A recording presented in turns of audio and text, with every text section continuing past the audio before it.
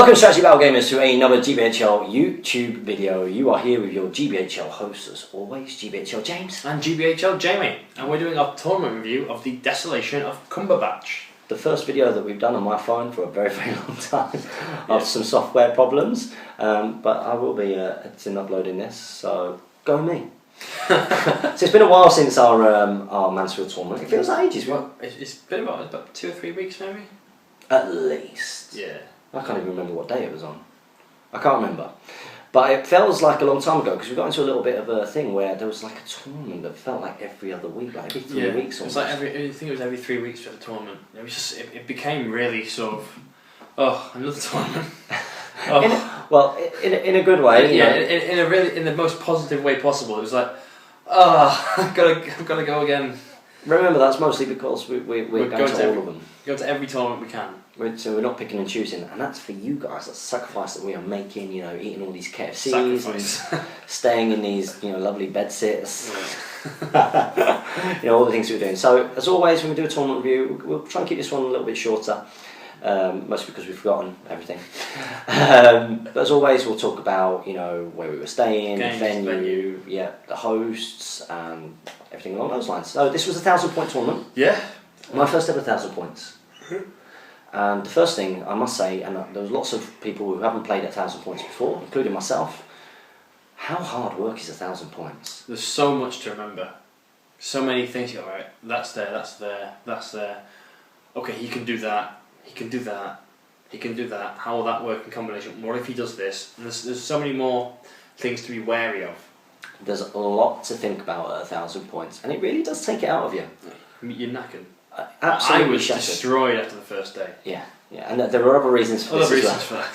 There were other reasons for us being destroyed, but it is absolutely shattering. So first crack at 1,000 points, took all mounted Rohan, which is basically my 500-point list with another warband with Eowyn, with similar things, a couple of Sons of Ales, Royal Guards, Westfold Red Shields, and I also had Saruman the White. Gandalf the White. Oh, sorry, Gandalf the White. That's how tired I was. I had Gandalf the White on Shadowfax, so really quite nice themed army. Yeah. I knew at 1,000 points that there are lots of things that can deal with all-mounted Rohan, and my goal at the start was to just come mid-table and maybe win more games than I lost, or by equal amount. And what did you take? I took a filthy list that I had written up because I thought, well, this is one, if I can win this one for the league, it puts me in a ridiculously strong place. So I took the Drummerlake on horse, the Shadowlord on horse, 2 Gundabad Black Shield Shamans that can shatter weapons, in case against wizards, that can shatter their staffs. Groblog, 2 Shamans, all with Gundabads, 6 Gundabads up front, 6 Spearmen behind, some Bowmen, and 6 individual Feral Wargs, or Fell Wargs. That's a pretty filthy list. Now, I saw you use this list in a practice game versus Kieran day before we went. Yes. So during the day before, because we did quite a lot of filming on that Friday. On the Friday, wasn't it? Yeah, it was Friday, wasn't it? It was on the Friday. I was finishing off my bases, getting Alistair to help me out. We filmed quite a few Deadliest Warbands. Yes, yeah. And I have to say that poor Kieran, it was a filthy list. Yeah. It was a filthy list. I was playing against his... All hero White Council. So the effect of the Drummerlake was multiplied massively because you've got all these heroes there, all using Might, Will and Fate. So you just notice that he's draining them much quicker than he should be. Yeah, and it did seem pretty filthy. Yeah. So we went there on the Friday night. We took Alistair with us. We took Kieran. I was driving. We got to Mansfield. Got a nice drive across the Snakes Pass as always, which you love. It was a nice drive. We spent a lot of it ribbing some of the awful drivers that were. So this one guy in front of us consistently overtaking someone like on a corner. It's like, well done, mate. You've taken over one person. If you're watching this, what if you go head on into a family of kids and family of kids? I always say that. Family of kids. There's kids driving and everything, and they get knocked off to go down. It's just idiots. Not only could you kill yourself, but you're going to ruin their lives and probably your own life because you never get over that kind of grief. He probably isn't watching this video, but we don't like you. So we spent a lot of the time having, just digs at this guy. Digs at this guy. We got to our accommodation, and who booked our accommodation? Was it Tom Macklin? Thomas Macklin, yeah. So thank you very much, Mr. Macklin, for sorting out our accommodation. Thank you. And it was what it was. We weren't staying at the Ritz or anything. It was cheap, and Good. Not cheerful. The breakfast was okay. Breakfast was okay. So we got there and we went into David Reed's room, come down from Scotland, and we had a cider with him, and we decided to go out and meet some of the other folks. Yeah. And it proceeded to be. It kind of turned into like a bit of a semi-night out, didn't it? It did turn into a really sort of a big night out. You know, we went to a pub and then we ended up going to some bars, and I was absolutely hammered. Yeah. Was absolutely hammered. To the point that when we actually got back to the hotel rooms, I think we were in like Damien and Sam Page's hotel room, I'd crashed out, and then I think you had a silly idea of attacking me in my sleep to get me out and things. And then it involved in various wrestling, choking and stabbing in the throat and eyes. Yeah, all kinds of horrible stuff. You know, brought out my jiu-jitsu. Jamie was curious as to why that happened, and then we went up to our room and just rolled around for a while, which was a stupid idea because woke up the next day. I've still got marks from it. I looked horrendous the next day. I basically lay on my back and was like, Jamie, you can do what you want. You can be really violent if you want, and I'll show you what I would do. And you were like, is this hurting? Is this hurting? I'm like, yeah, it's hurting, but it's not hurting enough for me to stop, because I know at some point you'll get tired, and I'll just do it. You know, it was. Anyway, that's not what it was all about. Woke up the next day. Basically, we were hanging out, absolutely hanging, not just from the alcohol, but like from all this wrestling. Yeah. So we went into our first games. Now, as with Mansfield was previously, we were playing through all the scenarios. In the order that they're in the books. So that's 3 in one day and 3 in the next day. Yeah. Who was your first opponent at To the Death? To the Death, it was Dan at Whistle with the original all-mounted Rohan list. Mm-hmm. He had all-mounted Rohan heroes with Gamling's banner, which makes them all essentially mighty heroes, so they get a 3-point might per turn once they've used their store. And we had a really cagey game for about an hour and a half. Just nothing happened at all. We just shifted sides of the board like this. Yeah, was he trying to avoid you? He was trying to get on to sort of a flank end so that his numbers wouldn't, well, my numbers wouldn't matter. Mm-hmm. So whenever he moved around this way, we had this huge rock in the middle of the board that he was able to move behind, so my shooting was ineffective, and I would just alter my line to face the way that he was positioning. Eventually I managed to shoot a couple of heroes off the horses, and it was like, right, I have to commit now. Yeah. Otherwise this is going to get worse and worse. So we committed. We got into a big scrap, and I managed to shatter a few weapons, kill a few guys. And it basically came down to this last turn where we both had a banner, and we both weren't going to get each other's general, so it was about who broke who, and he'd broken me by this point. I needed to kill 2 more models, and the game would be a draw again. I got his Gamling with banner down to 1 wound, no fate, and I'd won this fight, and I got Erkenbrand was transfixed, Shadowlord had gone in against him, he was trapped with like sort of 7 goblins around him. He'd taken his fate off, but he had 2 wounds. Yep. We rolled the fight for the banner, I won that one. I was like, sweet, if I get his banner and then I kill Erkenbrand, I'll bring the draws back to level and then my banner will win it for me. Mm-hmm. So we rolled the fight, I won. About to roll my dice, Tom walks in and he says, right, round's over, dice down.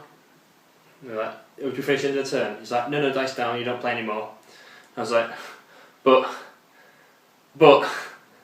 So, dice down, right, game's over, you win, Dan, good game, well done. And how did that make you feel? That really let me... Did you lie down? I'm over it now. But for that really soured my mood for the rest of the day, because I had set up this one turn that would take it from losing to winning, and through sort of just Tom being sort of, this is how I want to run my tournaments, I want it to be, when the time's up, that's time up. Mm-hmm. And it was just, victory just snatched away from me. Like, it was in my sights, and it was gone. And I was very disappointed. Yeah, you were pretty gutted. Yeah. And it did affect Jamie's weekend. Yeah, massively. More so, I think, I wouldn't have minded being diced down if we'd have been getting sort of regular time calls. Because he'd come in and then you'd be like, okay, I wonder how long's left. Oh, 10 minutes remaining. You'd be like, holy! Yeah. I've got how long left now? Oh, great. Thanks. I'd prefer if it was sort of like, well, the 2-0 as ours was. We tell you when you've got half time left, quarter time, 10 minutes, 5 minutes. Now, I didn't realise that, I don't think any of us really realised that it was dice down. Dice down. Now, and I think that's because at the previous tournament, apparently at the previous Mansfield tournament, it was dice down. And we didn't notice that because of the length of time that he had to play a 500-point game. It was about right. It was usually just me playing at the end. But even I can't remember a dice down being called really. It was like in my mind I'm sure it was finished the turn that we were on, or we were just finishing the turns that we were on anyway, or whatever was happening. But I think it was really noticeable with 1,000 points games because there is so much going on that a lot of it can be about setting up for that final turn.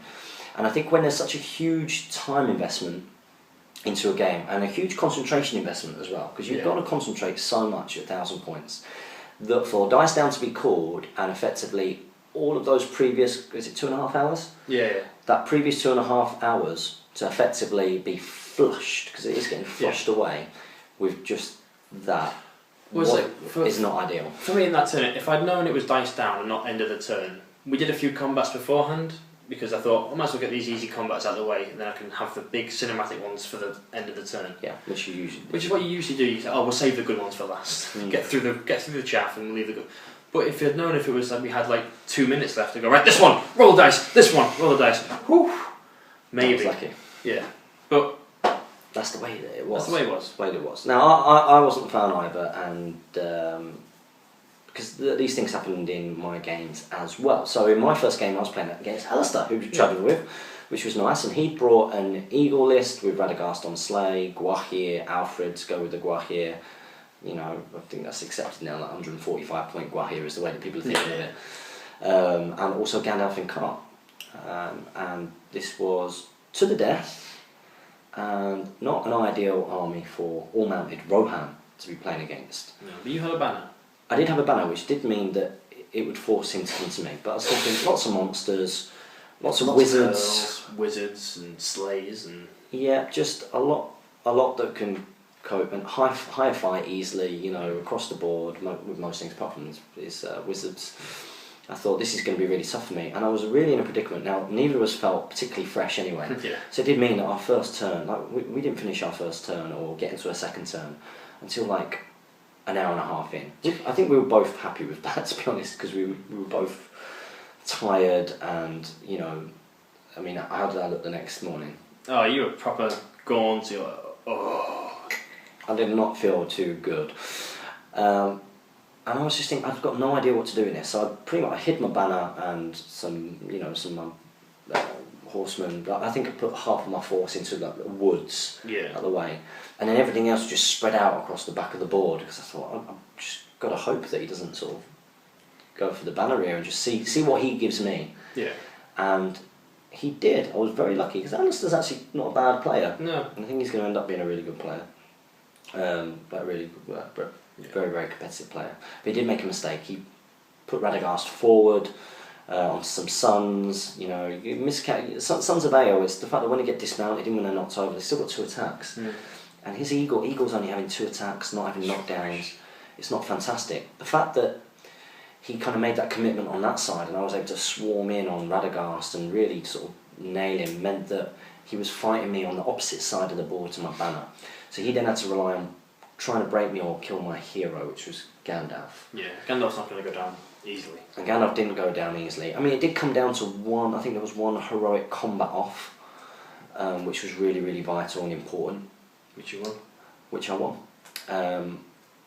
But yeah, that was a victory to me. Now, as the example of the dice down, because of the banner, I was 2-0 up, and then literally what would have been the final turn, let's say it's the last turn, finish the turn that you're on, I had his general trapped, surrounded, on the floor, piercing, striking Sons of Ale. He was lying down, he couldn't strike back, and he was also 1 model off breaking as well. And that's a big swing. So dice down got called before we could roll the dice for that. So we were like, oh, right. And I didn't really think of the significance of it. But we played out the turn anyway, and it went from being 2-0 to 10-0. And that makes a difference in the end on the leaderboard. It affects like your next game and potentially the game after, because your victory point difference is that sort of, well, you could either be playing people who've won big as well, or you could play people like who've just scraped to win. Yeah, and it also and on the actual sort of table at the end, you look at your tournament points, your victory points, VPs. Your VPs, not your TPs, your VPs.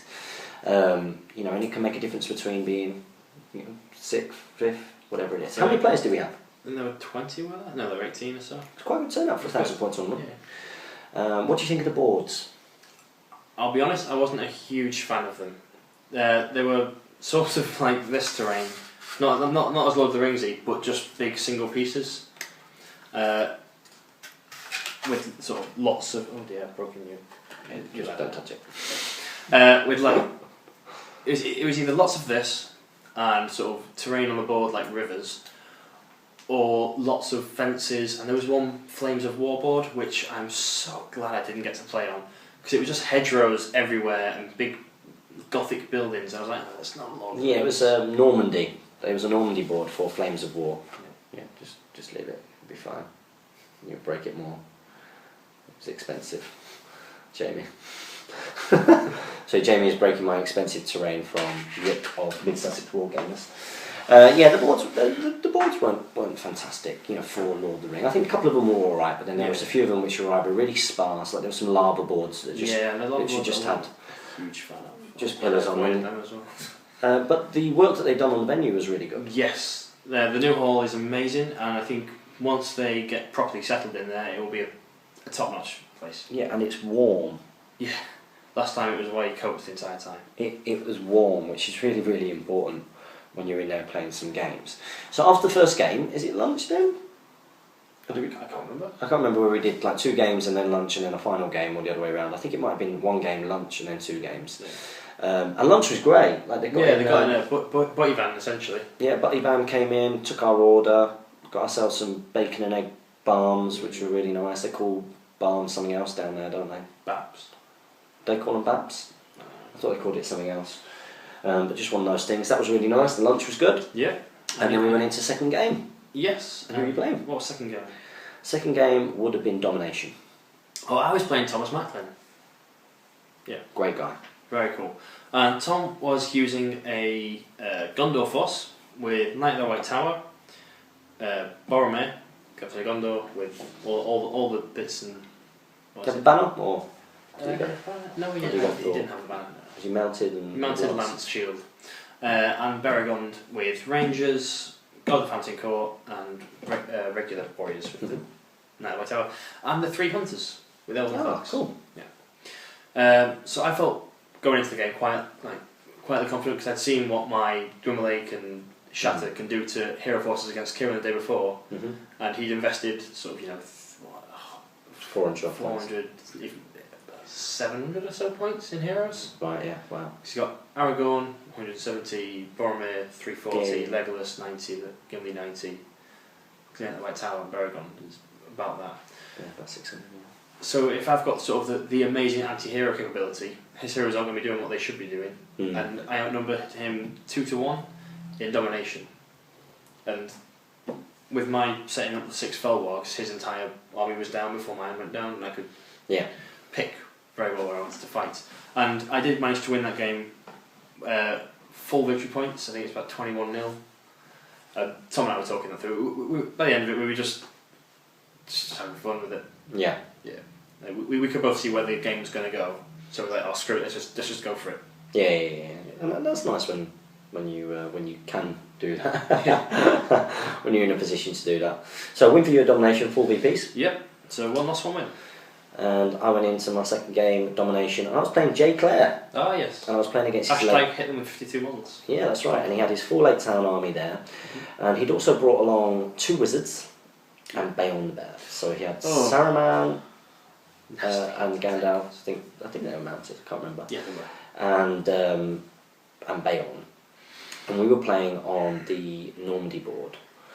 Now, in the Hobbit rulebook, things which are less than half the height, cavalry can just jump over. And I made the mistake in this game of just sort of going along with what Jay said. Which is innocently enough, because I think in the old rules it was you. Yeah.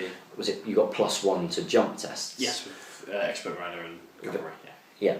And I think in his previous game he was like, well, we played it like this, which was fine, but it did massively affect the game, because all of a sudden this board, which is just hedgerows, means that my manoeuvrability of the cavalry just was completely lost. Now I have to say I played my heroes horribly in this game. My heroes did absolutely nothing, but I was relying on the Vanguard rule of the Outriders, having the bodyguard special rule and stuff like that.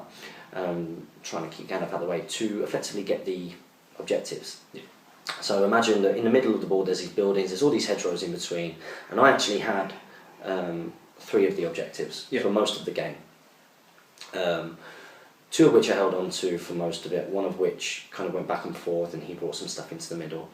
Beorn completely tore everything up. I did some horrible movement with Éomer, and the combination of the 2 wizards was it's just, a lot to deal with, isn't it? It absolutely just, my heroes just didn't stand a chance, especially when I've not played against anything like that before either. I didn't have no idea what to do to counter it.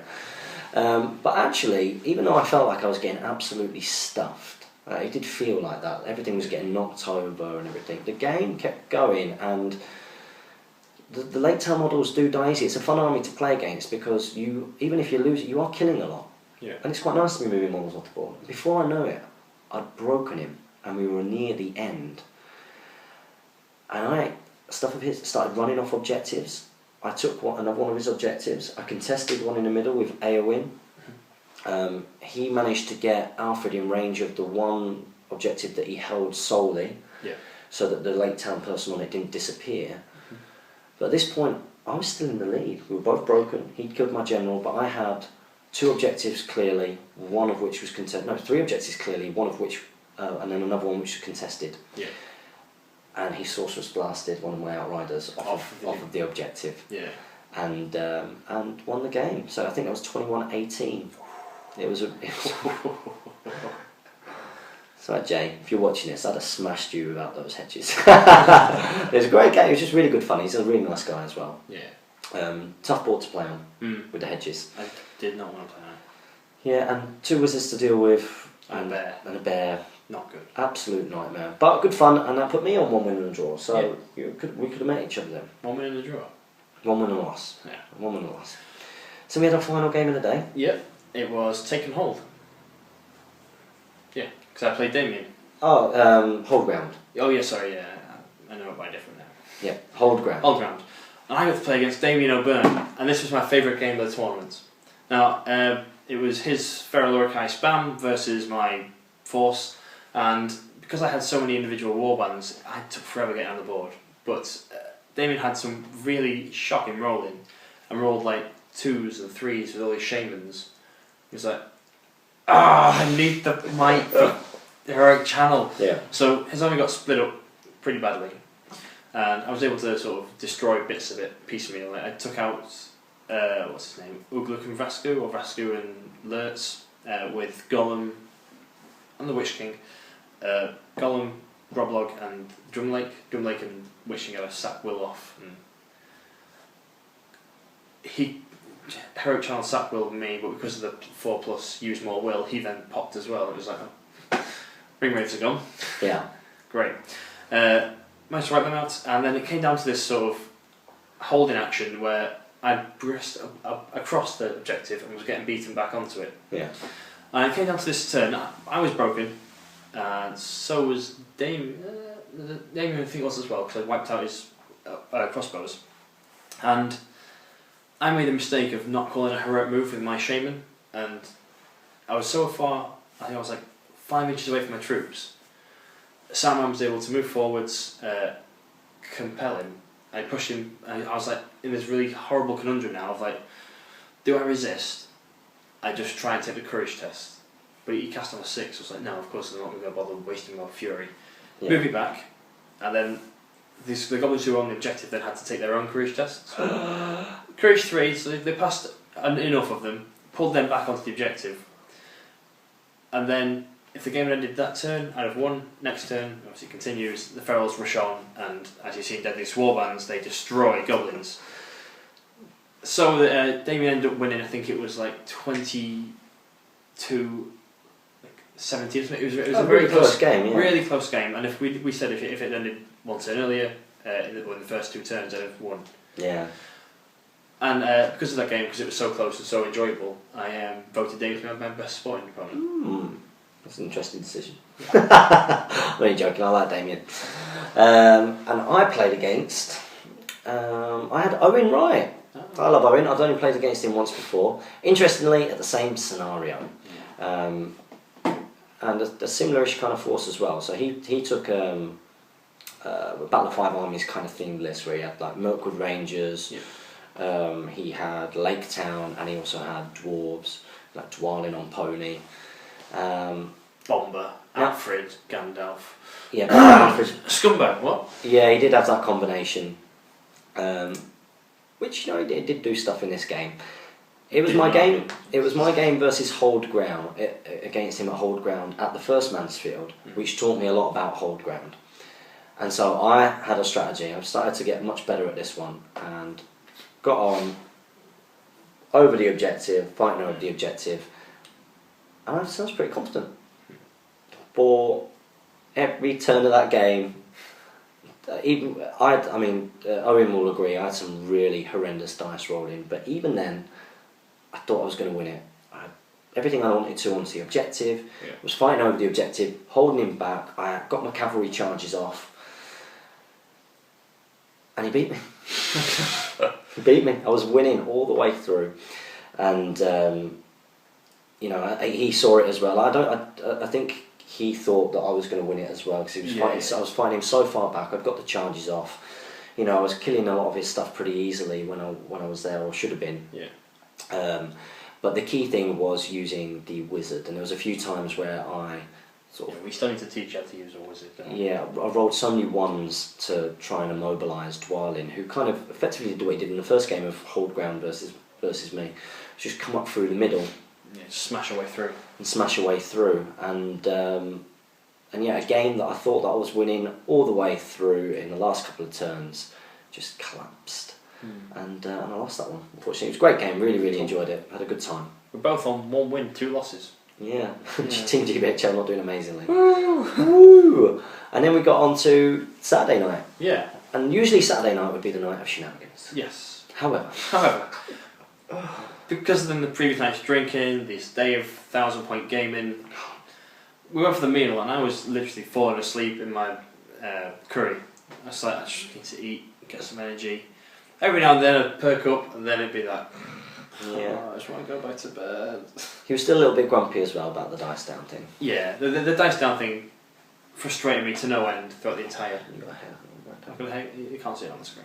Oh, okay. Just wondered if it'd be annoying you. I can't see it. I can't see it. I feel like my nose now. Yeah, there you go. We went for a curry. We went to the same place we went to last time. They didn't tell us to get up and leave before our desserts this time. Really good catching up with everybody. That's the best thing about these tournaments, is getting together and catching up. Yeah, a few people went into town. We played the after 8 minute game again, which we didn't get on camera because it failed. Yeah, camera failed. Been having a few camera problems. So the idea is that you put an after 8 minutes on your head and then using only facial movements, get it into your mouth. It's a very funny game to play. It is. It's good fun. And then a few people were going into Nottingham, but we declined. We were absolutely goosed. I was going to start the day. I was like, yeah, sure, I'm up for it. And I was still in that sort of hungover, but you still feel alright. Well, you haven't actually hit the hangover yet. Yeah, we didn't do that. As soon as it hit, I was like, no, I'm not going there. So we decided to just head back after the meal. Yeah. Straight to bed. And we went straight to bed. We were absolutely shattered. Got up in the morning, went down, got a breakfast. Decent breakfast. Yeah. Decent breakfast. And went in for our second day of games. And the fourth game was Reconnoiter. No, Lords of Battle. Oh, it's Lords of Battle, yeah, sorry. I should know that. Lords of Battle. So we both won 1 win, 2 losses. Who did you have in Lords of Battle? I had David Reed. David Reed, from Scotland. Mr. Scotland. Retweets quite a lot of stuff on Twitter. He does. I noticed. He does. I was checking out last night. And lovely guy. He was using a full Wood Elf force with Legolas, Thranduil, Rumil, and Stormcaller. One could say tournament winning Wood Elves. Tournament winning Wood Elves, yeah. Something similar to what you might take. Yeah, but there's no roses, so instantly. If you were taking a pure Wood Elf force, quite similar. I'd have Galadriel. Would you have Galadriel? Gaspar Light for the win. He had Gandalf. Oh, he did, yes, he did. Gandalf as well. Oh, that counts as, yeah, probably a very similar list to what I took to Throne of Schools, actually. I had 2 Stormcallers instead of Rumble. Yeah. Anyway, in this game, it was all about the kills you could make, and David did what he had to do and what I've done 1,000 times, and that's just to avoid and shoot. Despite me having the Shadow Lord, Legolas putting 1 shot through a turn will eventually either kill the Shadow Lord or just kill a guy. Like what we found in our game. Yeah, Titans. Yes, yeah. The Legolas is the game changer when you've got Caspian Light Up or Polar Darkness. And he questioned me at the end, why didn't I call any heroic marches to get forward and get in his face? I was like, well, all you'd do then is you'd call a heroic march. You got more might than me. Mm. So I'd call a heroic march, move 8, you'd move 9 away. And we'd be the exact same thing would be happening. Just we'd be moving quicker. Mm. And I don't think I'd actually be able to close him down and stay in my Polar Darkness. Yeah. Because the moment I step outside that Polar Darkness, he's got 21 or so shots a turn. It's like, well, I can't risk in Lords of Battle having them be gunned down for free. Mm. So eventually, I think I managed to catch a renegade warband that heroic moved and jumped. They got drunk. Yeah, they've been there shooting. They've been out with us on Friday night. Did some wrestling. Well, they got sort of left behind. Heroic marched or heroic moved to get away from me because I managed to double jump up before close, and then they moved away. And Thranduil and his warband got left behind. And I was like, right, get as much as I can from this warband. Killed them. And the game ended again around about 21-17, I don't know, 28-17, I think it was, quite a big difference. Mm. But had I got into combat, and Dave and I have had this in the past, his shooting can do as much as possible, but that defence 6 can be so hard to crack when you got a 5-up save. Yeah. That he couldn't. He couldn't risk going in against me. So he did what he needed to do. Yeah, he needed to do. You must have been devastated that you got Jamie Giblin. I got wood elved, but again, it was another. I was already in a bad mood from Dice Down the first game. The first game on the second day, I had this game where I didn't really get into combat for sort of 2 hours, and I was just. If conceding gave you the same point as losing, I would have happily conceded because I knew what the game was going to entail. And I was like, I can't really be bothered with my models. Can we not just you have like 20 turns of Legolas one-shotting me, please? And then yeah, it's a tough position to be in because whilst you're not having a good time, your opponent's doing what he needs to do. Yeah, and you can't be annoyed at your opponent. I was annoyed at the game. I wasn't annoyed at David because I've done it plenty of times with other people in the past where I've done the whole move forward, shoot, retreat, and then swarm at the end. But I was just in a foul mood anyway from the tournament, and this just added a heap onto it. I was like... Insult to injury. Yeah. I was just... Yeah, if you can imagine like a cartoon of Jamie that day, just imagine a black cloud raining. His head, raining on him, and him like this. But if you played any games like that where all you're literally doing for the entire 2.5 hours is just move the models, do you kill me? No, okay, I'll get to move models again next turn. I have been in that situation. Doing it that way. You've been on the other side. People in that situation. And that brings us nicely to my next game, which was Lord's Battle, and I was playing up against an absolutely stunning Thorn's Company mounted on ponies. Mm-hmm. Absolutely. Mark Boyland. It was stunning. Really like this guy.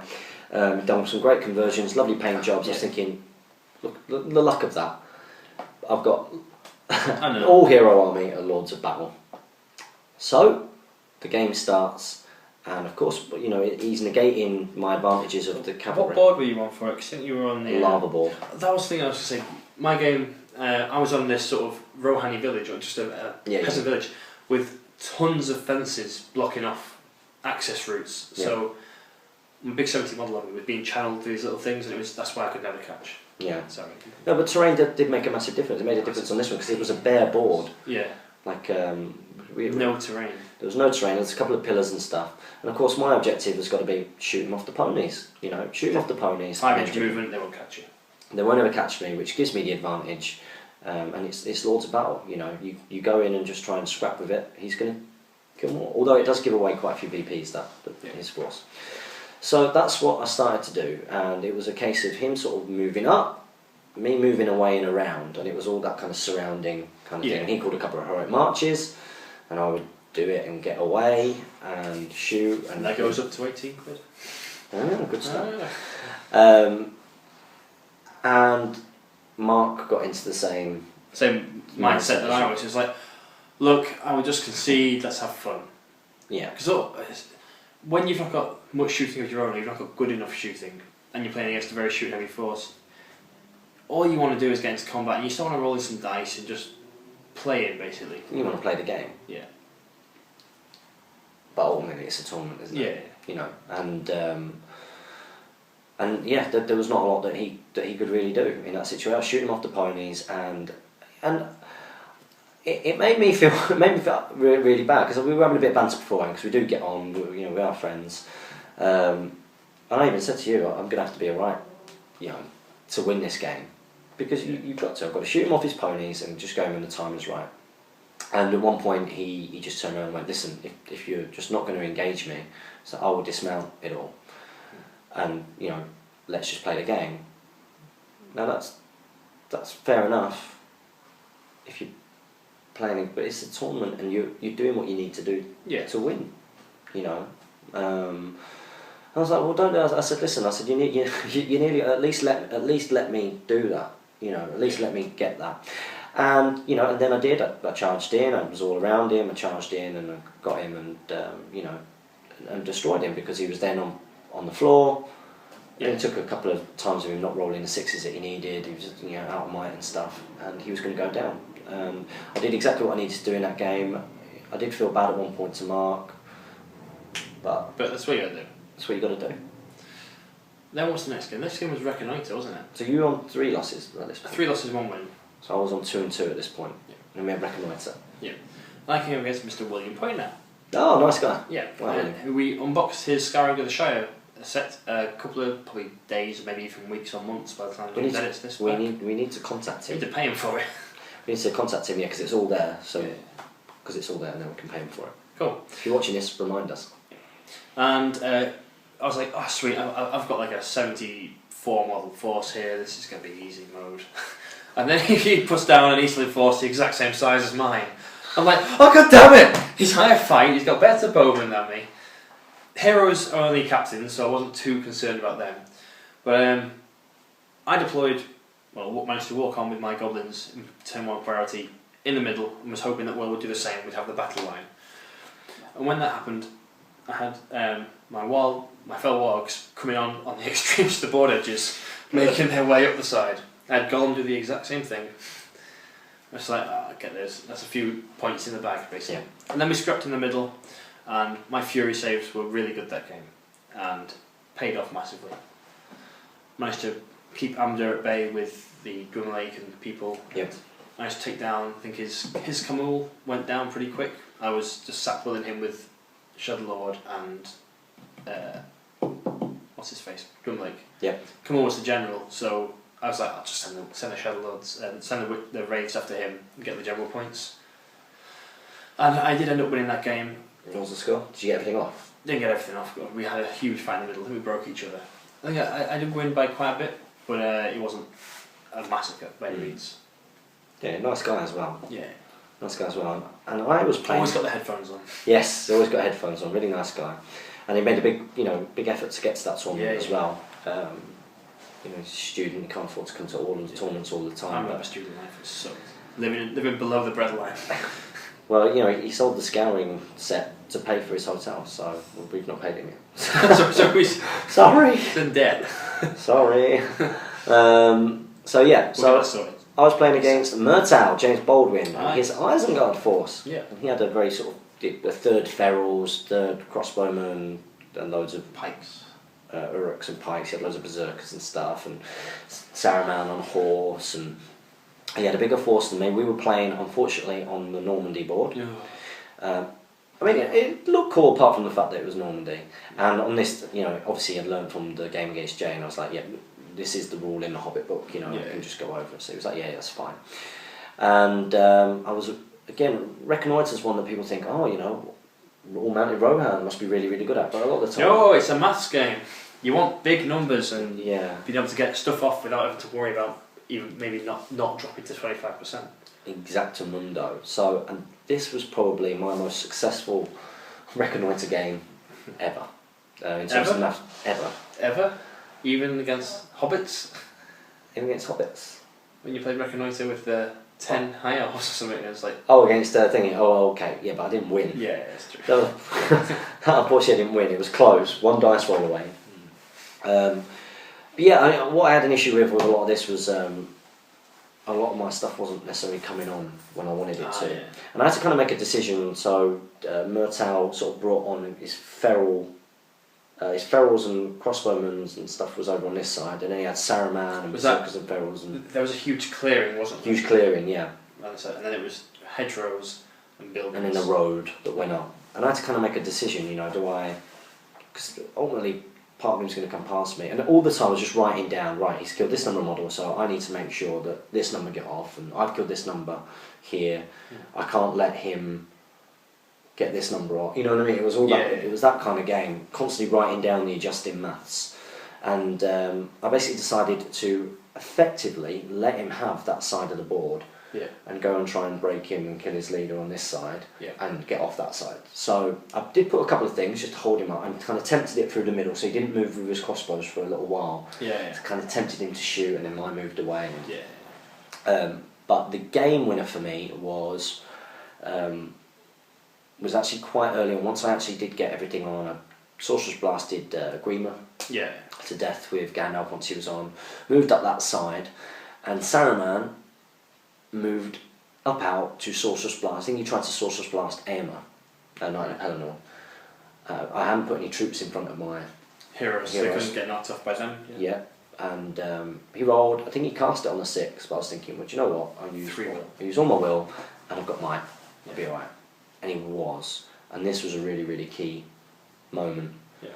Because then I Sorcerer's Blasted troops into his Saruman, and he went on the floor. And then through engaging things, I managed to get Knight of Pelennor on Saruman on the floor, get everything off when I wanted, and kill his leader. Yeah.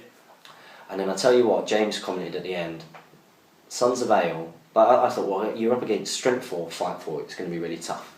But having Eowyn, Oakenbrand, Aemma, my own Gandalf, basically all my heroes in that one area, heroic combating, and getting their Fight 5 into those fights, his force just collapsed on that side. Yeah. So he carried on his march up that side to get off, but you know the maths was that I would beat him by 1 point even if he got all of that off. Yeah. And I managed to stop him getting off the other side with the 3 models that I had there as well, like some horrendous luck. And Dice Down was called. If he'd have had 2 more turns, he could have got that off and got 26 VPs instead of none or whatever it was. So it was a really good game for me. I won that one. So that took me to 3-2. Yeah. Going into the last game of the day. So what table did you find yourself in the last? 1, 2, 3. Couldn't have been table 4. No. It was 1, 2, 3. Was it 4, 5, 6? Yeah, on table 6. You're on table 6. Yeah. And who were you playing? I was playing Mr. Owen Wright. Ah, you played Owen as well. This was at High Ground, and again he had his Lake Town dwarves, elves, and Gandalf, and Bomber, and Alfred. I was like, oh, this could be grim. We just got straight to scrapping. By this point, I was like, I don't care what happens. You know, I'm not in contention to winning it. I'm not increasing my league score. I'm just going to run at you. So Legolas or Gandalf shot my Grimlake first turn, wounded him. I think that was Legolas. Hit him. 4+ hits him because he's on a horse. Natural 6, natural 4+, 2/2 for Grimlake's fate. Grimlake dead. I was like, oh, it's going to be one of these games, is it? Then, blast against the Shadow Lord is successful, wounds him, pass it with fate, Legolas shoots him next turn. Lines are getting closer, but all this is happening whilst it's happening. Yeah. Natural 6, natural 4, my fate point, roll 2, both might points, pass. Next turn, Legolas one-shots him, hits him on his horse again. 6, 2 points of might, he's dead, Alfred restores Legolas. I was like, oh, so that's 260 points gone. For the trade of nothing. For nothing at all. Again I was just like, oh, screw this entire weekend. I won't do it, I hate it. We got scrapping, managed to do better than I expected, and due to Owen forgetting to call a few heroic moves, I was able to bottleneck part of his force with just like 3 bowmen each time, charging into 6 guys, because he couldn't then spill out of this gap. I was like, just go, die, we'll hold them up. And eventually, it came. The game ended 19-18, really, really close. Owen thought I'd won because I had this huge clump of goblins on the objective. I thought Owen had won because he had this huge clump of Lake Town. We were like, oh man, this is going to suck. he won 1918, but there was one turn where I could have won the game. And I had Gollum with the ring on, 2 goblins, Gundabad's, and I think 1 orc around Legolas with no might. Alright, I've got the higher fight because he's got the ring on. So I've got 2, 4, 5 dice. Right, 5 dice. Legolas got no might against his 2. I roll 5 highest and he gets a 6. That's again, oh god damn it. This is not my weekend. Damn it. So again, and then that's 10 strikes against defense 5 Legolas. That's the general. Just one wound would have drawn the game, and to kill would have won it for me. But the turn after, Alfred goes, Bomber goes, Alfred, have a will point back. Choose. Alfred goes, oh hey Legolas, have 3 might back. And it's like, oh no. Yeah. That was in like the last few turns of the game, and suddenly it was like, oh my god, you got 3 might again. Yeah, I'm not catching Legolas again. Nasty combination. It's a nasty combination. So I lost that as well. Hide it with fluff all you like, people. Yeah. Battle of 5 armies. Yeah, so I ended up winning 2 games, losing 4. Yeah. Not your best. Not my best tournament, no. I think I had not been enjoying using the Force. I think it makes a massive difference. It makes a difference, and I was completely... For me at Titans, yeah. Just didn't enjoy using the having the Alfred in there. Yeah. I didn't enjoy it, and it really does affect your sort of your mood for playing the game, because I was like, oh, I've got to go through 3 more games with this bloody Force now. Pushing forwards. There was no skill to that Force. It was literally, you've got this bubble of Fury, Drummerlake's bubble, and a bubble as well from the Shadow Lord. You didn't have to do anything, it was all done for you. Yeah. And I was like, this isn't fun. I like my Wood Elves where there's a huge risk of going in. If I lose a fight, I'll get smashed. Yeah. Yeah, more fun to play. Yeah. It's a good way to go. Much better to play the fun Forces. Play the stuff you enjoy, not what you think is going to be overly competitive. So All-Mounted Rohan went into its final game. High ground, not a good one for it again. And I was on table 3. Yeah. I was on table 3, so on 3 wins, 2 losses. You'd expect to be really good table. Well, I guess table 3, 6 players out of 18. It's a bunch of... Yeah, not too bad. Because again, I wasn't doing too bad on the VP side of things, but I was playing on high ground, and I'd avoided playing. You had Alistair and Tom Harrison on the table next to me, which I would much prefer to play either of those. No offence to those guys, but it was to do the Force because I was playing your weekend nemesis, David Reed, and those Wood Elves, and all that Nature's Wrath, all that Sorcerer's Blast, Nature's Wrath, Strengthening Will, Nature's Wrath. Yeah. I mean, obviously the problem with high ground for your cavalry is you've got to fight on the hill. Yeah, you've got to go and fight, but you can't start on the hill. So your opponent starts on the hill, so you've got to fight them off the hill. Because if you start on the hill, you lose your benefits of charging. And it didn't go too well, and I did make a huge error. I thought, right, okay, what I'll do is I've got Gandalf, and he's got all this will. I'll keep him. I'll make sure that most of my charges are within the bubble of Gandalf. So when he does his Nature's Wrath, I can use Gandalf to protect them. And and unfortunately, that's not the rule. So I learned the hard way because it's not from the caster, is it? It's from his. The caster who casts Nature's Wrath is within 6 inches of him, and so you can avoid your opponent's heroes. So you don't resist for the ones that are within range of you. You only resist if you are in range. If you are in the range. Yeah. And Gandalf was out of that range, and that made a massive difference in the centre of the board. However, I have to say, it ended up being a closer game than. Again, it was one of those. I felt like I was getting smashed like in a Lake Town game. Yeah. But just grind your way through. Sons of Ale, they can grind it out, and I nearly killed Legolas. Towards the end, I think I was a couple of models off breaking him, which would have made a difference. We were both on the hill. Ended up being a bit of a smashing, not a good one for me really, but learned a lot and good game. I knew in that game that again I had to be aggressive. I wasn't going to win the shooting fight, so I've got to go for it. And that meant that it was 3-3 at the end. Yeah, so at least you achieved your objective of. I did, and I was quite pleased with that. Yeah, I was quite pleased with that. So, neither of us did fantastically well, but let's move on to those who did. Yes. So in 3rd place, we had... Nice guy Thomas Harrison, was it? Did not Tom Harrison come second, or did he come second, didn't he? I came second. I came 3rd. David Reed. David Reed, yes. So big round of applause to David Reed coming first. First. Third.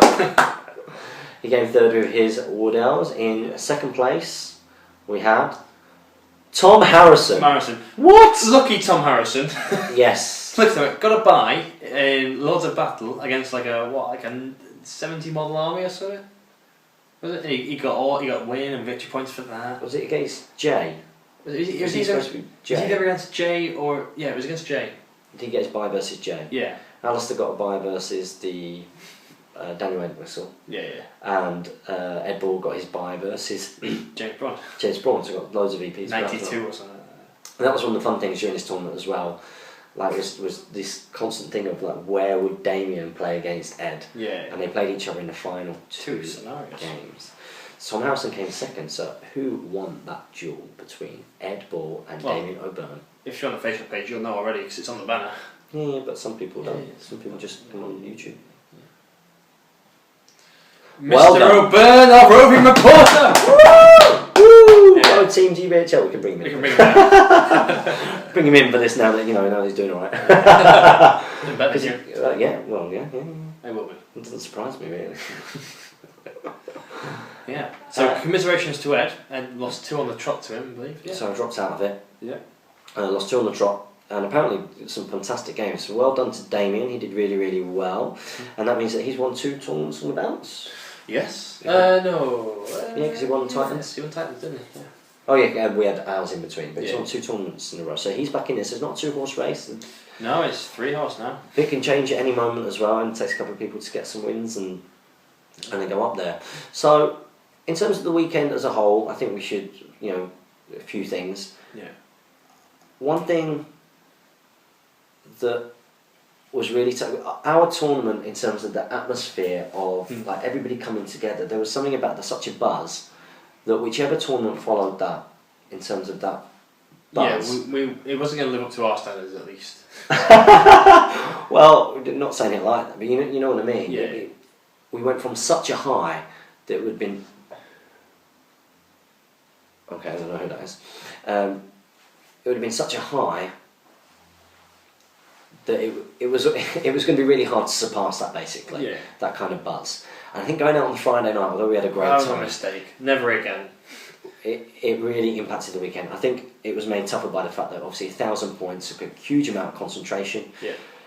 If 1,000 points was like the minimum level that you had to play SBG, I would find it hard to stay in the hobby, not because of the games, but it just requires so much concentration. Yeah, there's so much time as well. So much time. So that took it out of us, it was great to see everybody again. Yeah, very good. Touching my terrain and picking it. Just brushing it. It felt like it had been like a... Have you knocked some of the paint off? Yeah. Deal with it. It felt like it had been like a fortnight or so since we'd last seen it. It was like, oh, here you go. Yeah. Shine's wearing off now. We'd like to thank Tom Macklin for getting us the accommodation. That was fine. That was really, really good. We got in there. Obviously, our main things were if we were going to improve that tournament. It was great what they've done with the hall and everything, but for SBG in particular, I think end of the turn. Yeah. End of the turn. Bare minimum, end of the phase. Because the movement phase, the shooting phase, there can always be something that happens in one of those phases that can win the game. Yeah. Put it this way: you're in the movement phase, and you are one model moving on to the objective from winning the game, and you get told dice down, stop playing. as you are moving it. All of that investment of time. You've won. You've won, but dice down says you've not won. So it flushes it away. So I think dice down didn't particularly work, especially at that points level. And we'd like to see a bit more terrain. I think sort of. Yeah. A bit more SPG. SPG style terrain.